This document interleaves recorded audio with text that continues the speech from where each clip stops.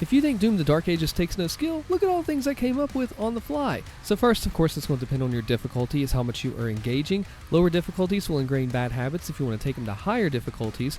Different speeds and parry windows have different habits as well, because playing faster means it's the same timing, just at a faster beats per minute, like musically. Now, is this game perfect? No, it is not perfect. Weapon balance is kind of wacky. But is there skill involved, especially if you play off meta? Absolutely. I mean, you can use the chain shot to break the armor, impaler, shield to power it up. You have the power rockets to break the armor and then do the kill, but hey, maybe you need HP, so you do some splash damage and you pick that upgrade and have the rockets focus on the self-heal.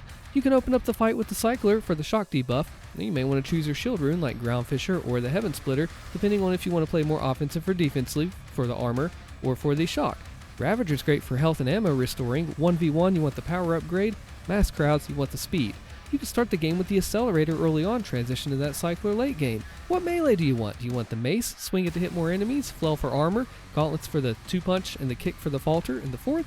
And what about the shield saw? Do you attack the enemy that you saw, or do you use it just to hold off while you attack another enemy? Do you recall with R only after hitting an enemy or geometry, or recall with mouse too, but also which triggers a block but can be used anytime? How do you handle revs and acolytes? What about how enemies regain their daze meter so the time to kill them is key? There are so many things you have to consider, like the Komodo being crazy with his rhythms and figuring out how to get in with the melee there. And all these things are only things in regard to mostly guns and combat. Nothing about situational awareness, movement, positioning, tunnel vision, all things that you have to succeed. And to top it all off, these are all things that I thought about. Riding home in the car, chatting with my wife, she was driving, I wasn't, and arguing with people over on the Discord, not with her.